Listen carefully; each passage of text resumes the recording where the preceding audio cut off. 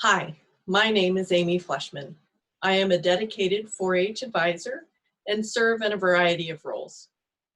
One of those roles is as the Franklin County 4-H Camp Co-Director.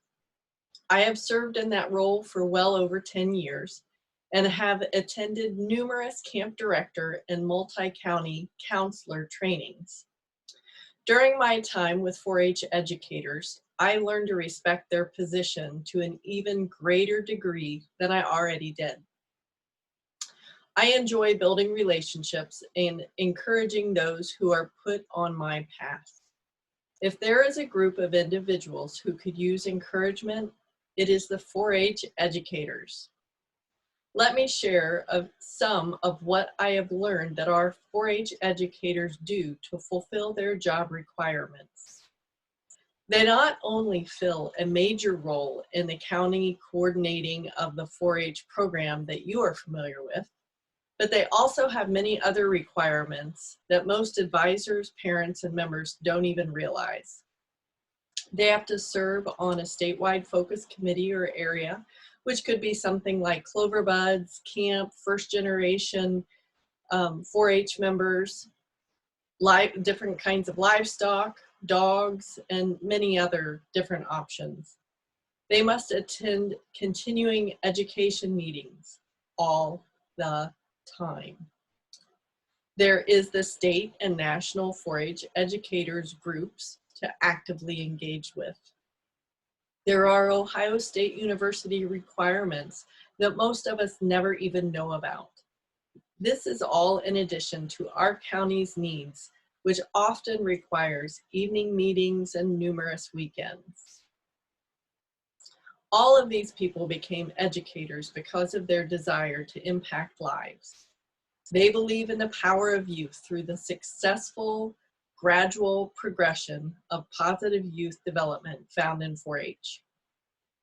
So at the meetings where I would hear stories about challenges they were facing in their counties, I realized that many of the challenges were often shared. So I started taking notes and asking for input about what they would share if they could say something to advisors or the 4-H community. The following is a collection of things that were shared. I encourage you to listen carefully. I am sure that there are things that you personally can have a positive impact on in your county. Often it just takes one person who has energy and the right attitude to help start a positive ripple effect. So at this point, let's find out. If only I knew what my 4-H educator really thought, and let's see what they have to say.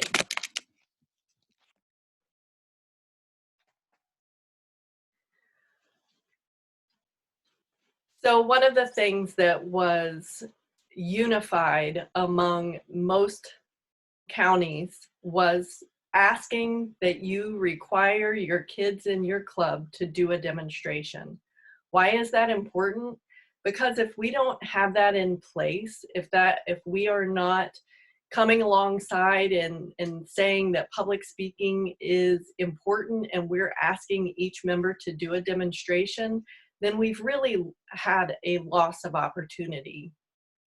The beauty of a 4-H club is having that trust, the belonging, things that kids don't often feel in school. And if your club is doing all of the things that they should in creating that kind of an atmosphere, even just doing a short demonstration, you can let your first year member or your young member know that it doesn't have to be a 5 to 10 minute demonstration. You can even help them in brainstorming about what that demonstration could be. If they're taking rabbits, it could be how they brush and care for their rabbit. But we need to be there to be their cheerleaders. So that is of utmost importance. The next thing, read. The county educators want us to read the information that they send out.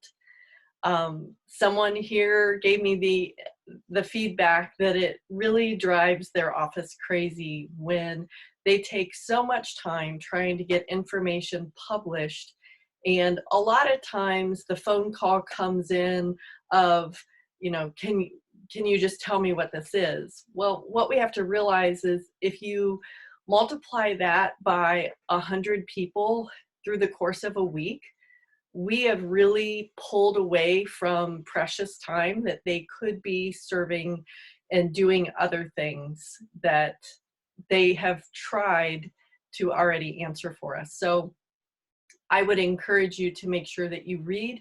And, if that doesn't work, we have a good community of advisors that if I can't find something, I can contact another advisor and ask them if they remember where they saw something before I contact the office. We need to, as advisors, communicate a calendar that includes club activities as well as county activities. Often it is very difficult to promote one over the other. We need to have a unified approach in what we're presenting to our club members. And I have seen clubs do this in different ways. Sometimes they bullet point or bold the things that their club is doing, and they put it in a different font, whatever the county activities are. Sometimes it's a Google Calendar and you can have things show up in different colors. But somehow we as advisors can help our 4-H educators by communicating a calendar that has both activities on there. So one of the things that came up is please talk to your 4-H educators if you have a problem or sometimes even a question. What they have sometimes been almost blindsided by is when advisors either answer questions that they're really not qualified to answer, and then people are given the wrong information, and by the time it gets back to the educator, there's a lot of misinformation that's out there, and that causes a lot of problems. It's a lot easier if you are not 100% positive to say, I'm not really sure. The other thing is, if there's a problem, please go to your educator first. We need to show a level of maturity that is sometimes being lost in our current culture.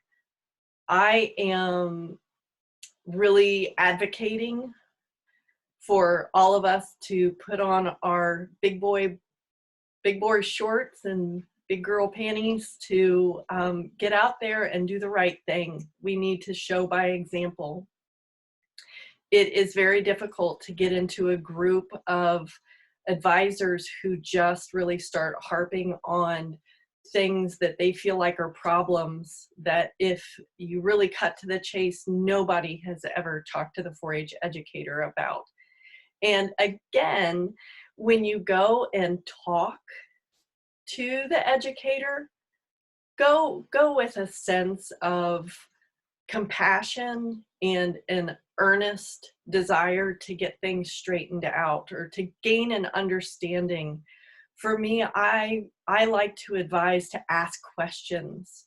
Don't go in feeling as though you know everything behind why a certain something is the way that it is. It's really a good practice to get into, to say, hey, I noticed that this is a rule. Can you tell me a little bit more about that so I can understand your perspective?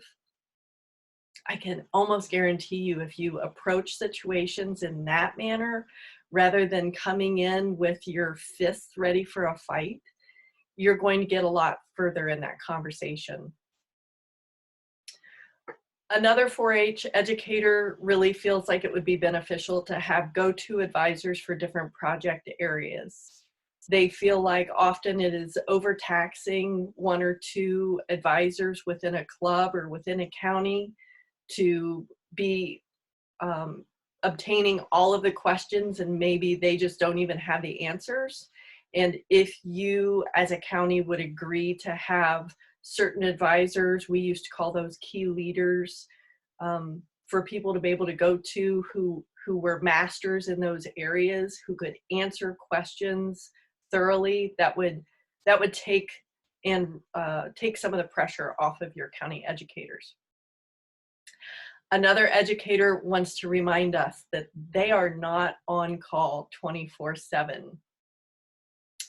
Often they are very, they are trying to do the right thing by giving out their cell phone number at critical times throughout the year, but sometimes that becomes abused, and then there is this contact that continues to happen of, here as an advisor, maybe we're working on the weekend with our 4-H stuff, and oh, well, here, I have his number or her number here, let me just ask him real quick. Well, we need to remember that that isn't really taking into account respect of their personal day-to-day activities, and that we need to be very mindful of that we're asking things during business hours or during a time that we know that they're actively have their 4-H hat on. We need to remember, again, a level of maturity, that deadlines are there for a reason. Often, I am somebody who likes to give grace, but when half of the county is trying to go around deadlines, it makes things very difficult. Sometimes it's really important that they hold that deadline there, and we need to respect that. So if that means that you let your club believe that they need to turn in something a week in advance in order for you to meet the actual deadline, I encourage you to do that. I know my club, we try to get our county fair entries in a week ahead of time. Why? Because I know that some of them are just going to struggle with that. So if I have a week of a buffer, then I'm kind of taking that on myself to then follow up as I need to, without pulling in and calling and phoning a favor or having to break a member's heart because they have missed the deadline. Another 4-H educator would like for us as advisors to respond to people that want to join our club. We have sometimes been on overload, and sometimes there are advisors who don't respond back to people who are contacting them. And if your club is not taking members, please communicate, or whatever parameters you need to put in place in order to clearly communicate with your 4-H educator. But truly, if someone's contacting us, we need to remember that we're the phone operator. We're the first line of defense in making us look like a professional organization. So we need to make sure that we're responding. All right, next page. All right, this next one is when there are challenges between us as advisors or volunteers. Sometimes we pull in our 4-H educators and want them to be the counselor in the middle. We need to really be mindful of doing that and the amount of energy that pulls from our educators. We need to be supporting our educators and, again, showing that level of maturity that we want to instill in our 4-H members. And let me tell you that our members can see the bickering that sometimes goes on between advisors, and they're learning from us. So we need to do the right thing and try to take care of situations. And we need to not feel like, we're back in 3rd grade. Honestly, we need to figure out how to sometimes disagree with somebody and still show a level of civility when we're around one another. This is a different look at a disagreement. And this is when you have something that you're taking to your 4-H advisor or 4-H educator. And that is, if you have something that you need to talk to them about, don't raise your voice at them. I have been around when some people have approached a variety of our 4-H educators, various people, with a very condescending tone. And I just beseech you to not let yourself fall into that category, and that you teach some of these things to your club, not only the members, but have a parent meeting. Talk through, work through, hey, if we have a problem when we get to the fair, this is the way our club is going to handle this. We need to practice maybe what a disagreement looks like, because unfortunately, we do have parents and other people in our club who we think should know some of these things, who have never really been taught the proper way of how to handle a disagreement. You'll also want to let them know that they are representing your club, and that your club stands for handling things in the proper way. We also don't want to wait when there are issues. If there are issues that should be handled, we need to approach those quickly and efficiently. If we wait until, months and months later, there's very little that can be done about that. Another 4-H educator felt like there was a lack of service projects or community service projects that were being done during club programming. They said, please don't do that. We need to be teaching our kids to have compassion and to look outside themselves. We're in a very cultural time of need. And if they don't learn at an early age how to think about others, it gets harder and harder the older they become. So make that a priority. Help them to see what it's like to serve others.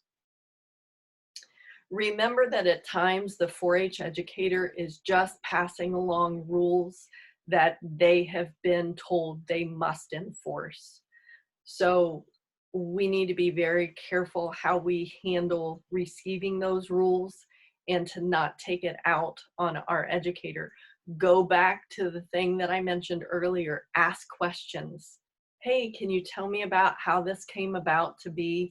I don't know that I understand why this is a new rule.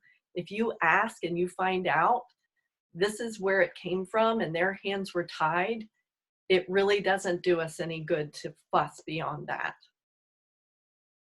Another 4-H educator said, if we are going to do clover buds, then do clover buds. That means don't just have clover buds come to your meetings and just kind of float around, not really serving, having a place to belong. That means if you're going to have clover buds involved, have a dedicated advisor handling those clover buds, so they feel like their programming is just as important as those project members that are there. It gives them a sense of purpose, and it also gives them a sense of anticipation for when that time is going to come for them to be a project member. We need to, as advisors, not always be looking for ways to bend or get around the rules. They don't like to be seen, the 4-H educators don't like to be seen as the 4-H police, and they don't really like to have to be out there busting people. I know there are times where I've been around people who are just reading over the rules and just seeing, is there some kind of a little caveat here that I've missed that I can just, if I can just get in, what are we doing? Folks, we just really need to man up and woman up and help our kids see what the rules are there for. They're there to give us some guardrails, some boundaries, some things to stay inside of for our own safety. Sometimes we don't always understand them, but if we become rule breakers, then it creates for havoc in the long run, and we're not setting our young people up for success. And that's exactly where the last thing talks about is people are always looking to be the exception to the rules. So we need to remember why we are doing what we're doing as advisors. I do want to share that the 2 pages that I just shared are from a class that I have taught for several years at the Ohio 4-H conference called Advisors, You Are the Hub of the Wheel. This year, I actually broke that class into 3 classes. The one that you were just participating in. There's another one called Advisors, You Are the Hub of the Wheel. And then there is another one on healthy food choices for your club and how important it is that we get healthy food snacks when we are doing snacks within our clubs. So I hope you enjoyed today. I hope you're challenged. I hope you are going to take seriously some of the things that we discussed. And if you ever are interested in having me come in person and share these things at your county level, I would be happy to do that, because I really feel strongly that us as advisors have a very, very powerful role, and the things we do have a significant ripple effect within our county. Thanks, and I hope you're all having a great day and are being lifelong learners.